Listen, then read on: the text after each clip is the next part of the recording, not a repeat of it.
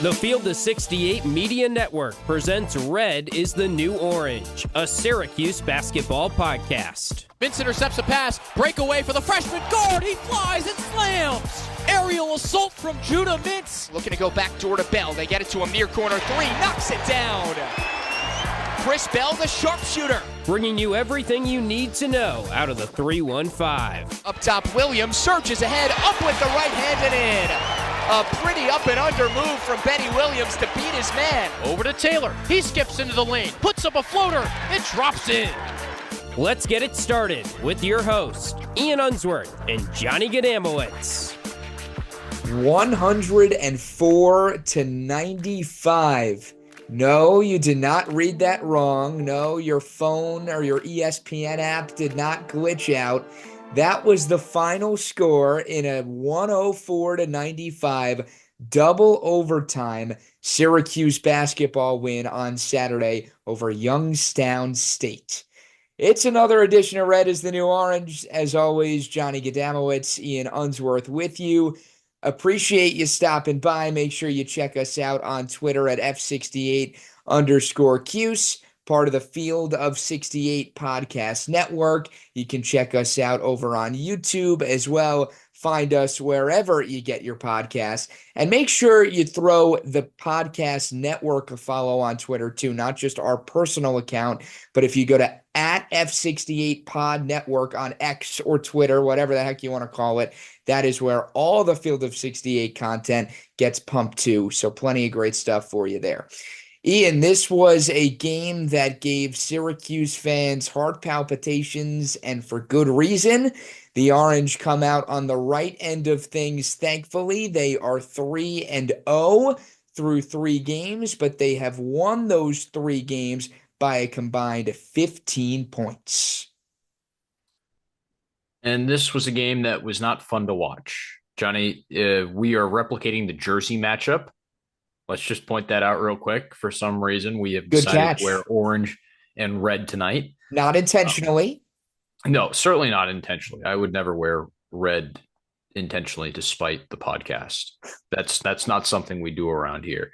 I will, though, and Johnny, I don't know how you feel about this. I do try to avoid wearing the colors of the teams that I'm going to broadcast. Oh, absolutely. Thoughts on that? Yeah, I can't get seen as a homer on either side. Yes, I like to try to stay neutral in that regard as well. Unless my color broadcaster is wearing the tie of one team, then you wear the tie of the other team, and it's a nice little match. All right, back to the stuff that matters here. This again, and it's easier to wash away because it's a double overtime win. At a certain point, you forget about who the opponent is, and you just want to win the game. That's where the Dome was on Saturday afternoon. By the time it got down the stretch, Syracuse fans had done enough hemming and hawing about the fact that this team was supposed to blow Youngstown State out. Enough of that. Let's just win the game.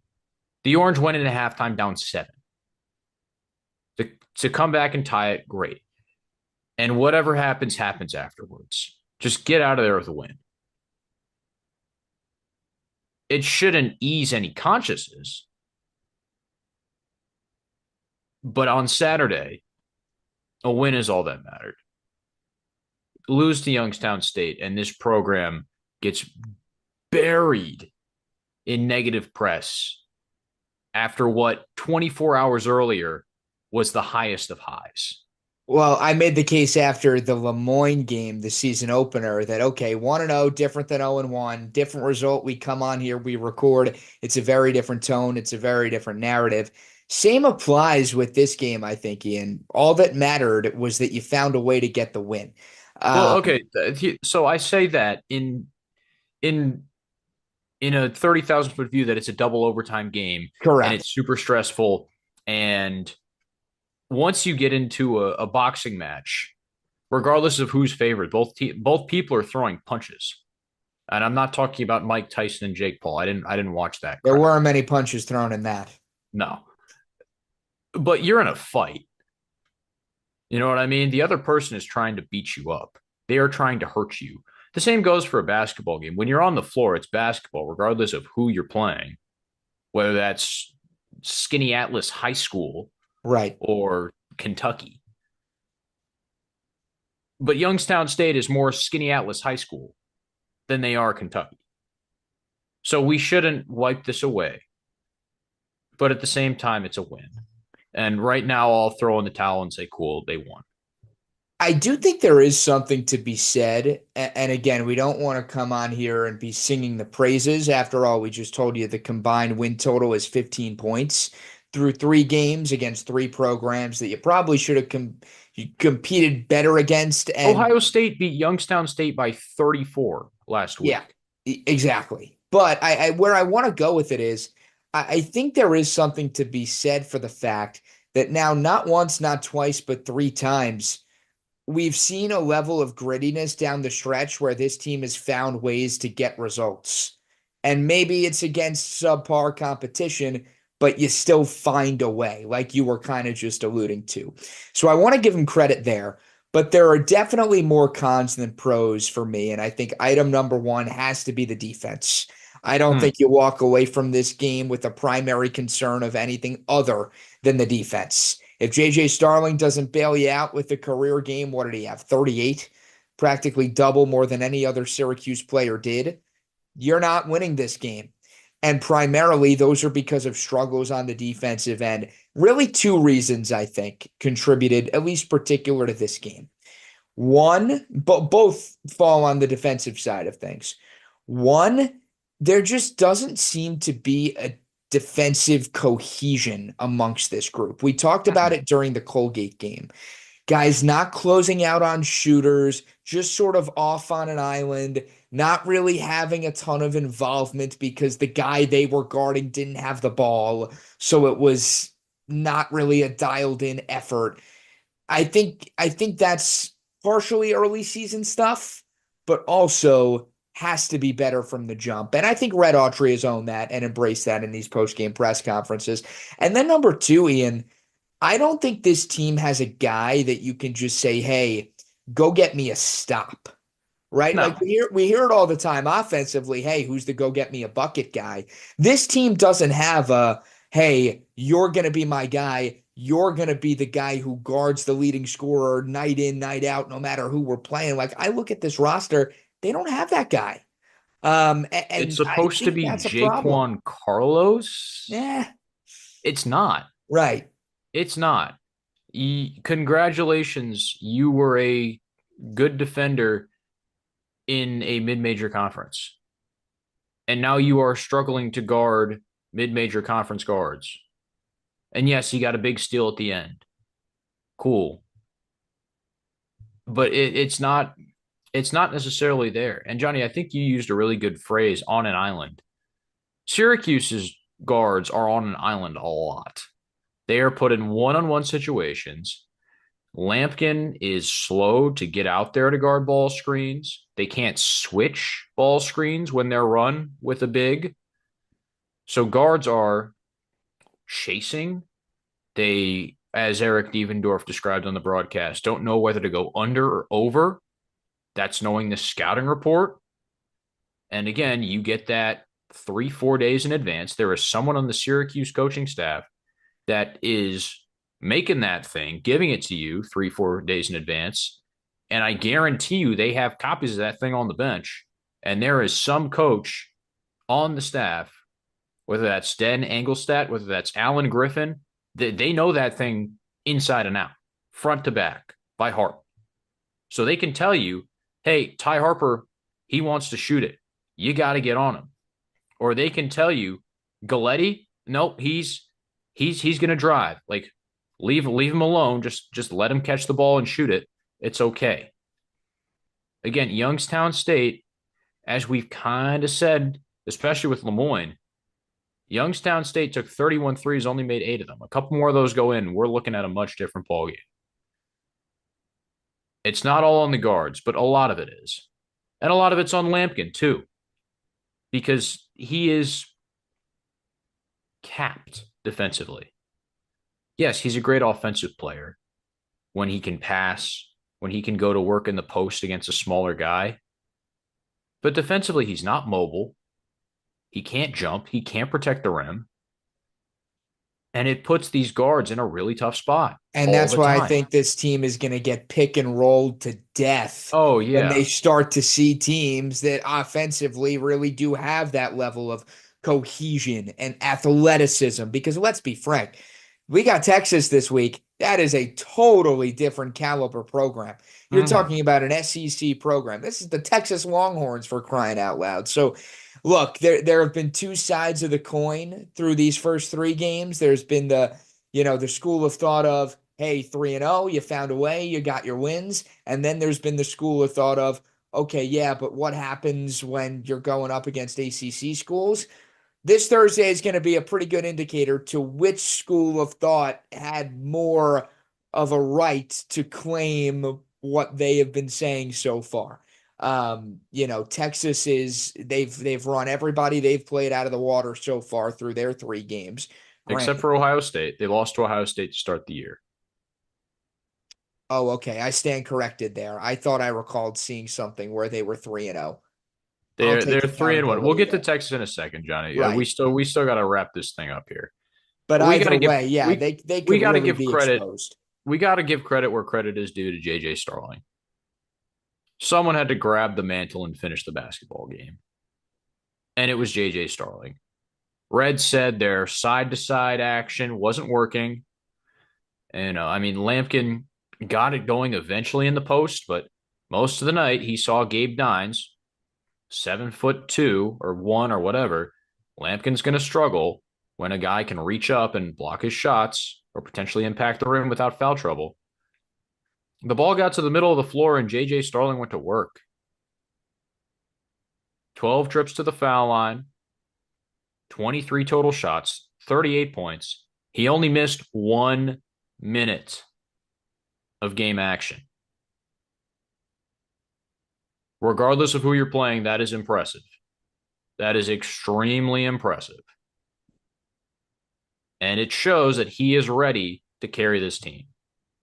Felt like he needed a game like this too. Just from a confidence standpoint, to kind of say, okay, yeah, I can be the guy this year. Don't get me wrong, he had fine games against Lemoyne and Colgate, but he didn't really have that offensive explosion. 14 points against the Dolphins, 12 points against the Raiders. I think for him to just have that reassurance of, okay, yeah, you know what, JJ, this is your team. If we're going to go places this year, you're going to take us there. And for him to have the game that he did and be the floor general and be the scorer and run the point a decent amount too, particularly in the second half as the game went on and Carlos's struggles persisted, which I think is something that we could potentially only see more and more of. Now, you hope that doesn't hinder him from a scoring standpoint, and I'm sure that's a conversation that we'll elaborate more on as the year develops. But really, really impressive was the performance that he put together. I mean, he played 49 minutes. You mentioned it, Ian. That is a taxing day. That is a taxing game. But to see him, continue to grow and sort of meet the moment, I think is something that is very encouraging. 49 minutes, 3 turnovers. Yeah, that's Like, come spectacular. on.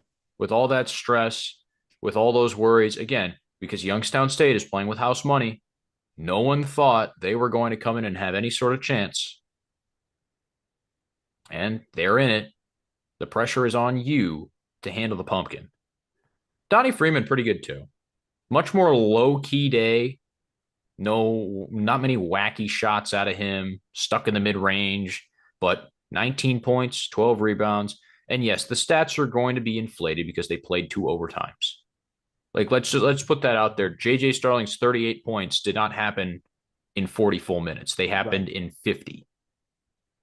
But still, for a freshman to play 39 minutes, only pick up 1 foul, and grab 12 rebounds, 11 of them are on the defensive end, it shows that he stayed focused. And that'll be a big key. Because it is easy as a freshman to lose it a little bit. Going to the Barclays Center, that's a much different environment right? It feels like an NBA arena, Johnny. We've been there. We've called games there. We've been in the bowels. Like that place feels big time. So this is going to be a big test for Freeman, Texas, Thursday. Not just Freeman too, but really, I think you look up and down this Syracuse roster, and anybody who is an underclassman, or even Yeah. some of these mid-major transfers who maybe have not, played at an arena like that, at a venue like that, under a spotlight like that. So yeah, Thursday's going to be a real good litmus test. I do stand corrected. We have confirmed the Texas schedule, so you were right, Ian. I must have missed that opener for some reason. They I just lost to looked at their Ohio State last by three 8, games. and And then they since beat since that, they've been outstanding. Houston Christian, formerly Houston Baptist. Yep. Same difference, still bad, 90-59. Chicago State, the HBCU of the Midwest, 105-58. And Mississippi Valley State, Jerry Rice's alma mater, the HBCU that absolutely is terrible at everything, besides beating Florida A&M in football, which happened this past weekend, 89-43. Yeah. And so if Syracuse played Chicago State, who perennially is one of the 10 worst teams in college basketball, they probably win by a bit more than 5 points, 10 points, the margins of these games. But is it 105-58? I don't think so. And you look up and down the Texas roster, it's constructed pretty similarly to the way that Syracuse is. You've got some freshmen, you've got some mid-major transfers, and you got a couple high major guys. But the difference is all of these dudes played at a higher level at their mid-major schools. And I'm talking about personal stats, not necessarily Right. conference difficulty team success. Or in the high major guys, same thing.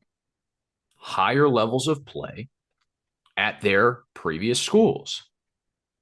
You combine that with the 5th best freshman in the country, who is on a tear early in the season. And Rodney Terry, whose job has been questioned ever since he was hired, practically, has something going here. This is a top 25 team, and for good reason. Yeah, they were only picked to finish 7th in the SEC preseason poll. Ian, I was stunned to see Caden Shedrick on this Longhorn He roster. might be 25. But you're right. I mean, Trey Johnson is the guy to know. He has been unconscious.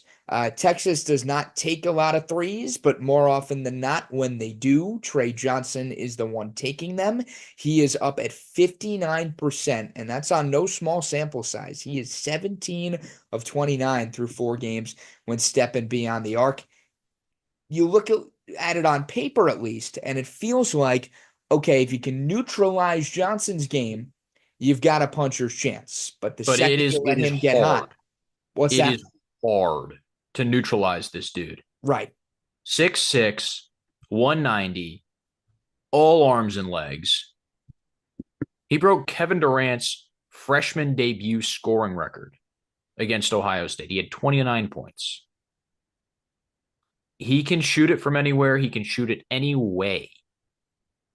So not just spotting up, not just off the dribble, but falling, flailing, off balance, off 1 foot. I mean, he can get any jumper he wants off. He's got a bit of a catapult shooting motion, but it makes it super tough to block. And he gets arc on that thing. I mean, he hit one in Vegas against Ohio State, probably 2 steps in front of the logo. And he's got the green light from anywhere. That is a huge worry because I don't think Syracuse has a wing defender. We talk about who's going to get a stop. Right now, the go-to dude is the smallest guy on the floor. Chris Bell is up for a big challenge. Well, that's the thing. The Orange have a real lack of 3-and-D type guys. Mm-hmm. They've got shooters, sure, but I don't know if Chris Bell qualifies as a 3-and-D type wing. And for Johnson, someone who you mentioned Rodney Terry, and he has publicly said in some pressers this year, hey, come out and see this kid. He is worth it. He is worthwhile. To have him under the lights, national television, Big Apple, NBA arena, that is a problem that could spell some serious issues for this Syracuse defense. Again, we're going to find out a lot about this team on Thursday. What's interesting is the schedule. You look at it from here on out, and you get the Longhorns, and then obviously you'll get St. Joe's or Texas Tech, depending on how the rest of the Legends Classic shapes up. But then after that, you go Cornell, Tennessee, Notre Dame, Albany. Like this is going to be a real mixed bag here as far as, okay, some real major, high-end caliber programs sprinkled in with some games where you'd think the Orange would be able to take care of business. Taking care of business anyway, any day. I mean, that Syracuse has not been taking care of business. They've been leaving everything to the last moment, procrastinating, if you want to call it that. Can't do that with Texas. They're going to hit you in the mouth. They'll run. They'll beat you down the floor. And it's a really good mix, honestly. This is a great roster construction job from Rodney Terry, because besides Johnson, you've got experienced guards and Jordan Pope, transfer from Oregon State. He was teammates with Jalen Green at Prolific Prep way back in the day. You got Julian Larry out of Indiana State, a couple Indiana State transfers on this team. Larry will do a lot of the ball handling as well. You mentioned Shedrick, Johnny. You've got Arthur Kaluma, who's on his third school, former Syracuse recruit. Boeheim dropped the ball there. Yep. And you have Kendall Weaver, who's pretty much their sixth guy, but he's been playing right now because Tremont Mark, former Houston Cougar and Arkansas Razorback, strangely for a year, has been out with an ankle injury. Mark is a dog. I don't know if he's going to play. Apparently the walking boot is off. No one really knows what the deal is with him right now. Rodney Terry has said he's been out indefinitely. But Mark is, I mean, we've watched Houston play basketball. We watched Houston play Syracuse back in the NCAA tournament, and Mark was on that team. They suffocate you, and Mark carries that along with an easy 12 to 15 points a game. So between Mark and Weaver, you've got your stoppers. You've got your lights-out shooter. You've got your tempo guys in Pope and Larry. And you've got Shedrick and Kaluma, one of whom is a junkyard dog-esque player who can also shoot, and one of whom wants to slam everything he catches. I mean, this is a really well-built team. It's tough to find a place where Syracuse has a matchup advantage. I think it goes without saying a hot start is going to be key. You need some threes from Chris Bell. That is non-negotiable. Let Texas run away early, and it feels like, yes, in order to keep pace offensively, you're going to have some guys knocking down shots. By the way, we should mention Elijah Moore as well with the big-time corner three. The elbow. Finally got the elbow out of him. Fans hyped up inside the dome, so maybe he gets something going, and that unlocks something in his game offensively. But we'll see. Thursday night, it is certainly going to be an intriguing matchup for Syracuse. It is on national television, ESPN2, 7 p.m. tip. So no excuse not to make sure you've got orange basketball queued up. Two different shades of orange will be going toe-to-toe in Brooklyn.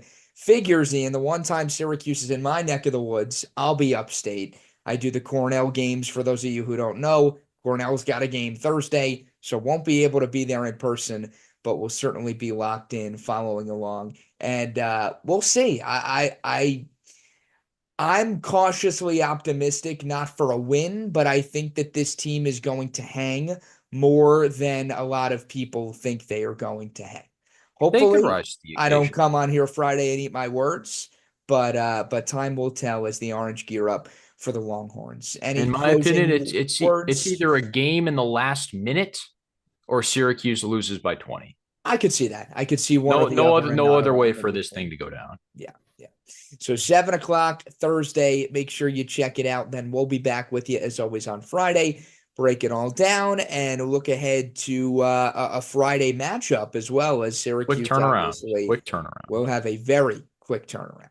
But that'll do it for this edition of Red is the New Orange with Ian. I'm Johnny saying so long. Enjoy your week. Have a great week. Enjoy the game Thursday night. back to break it all down with you on Friday.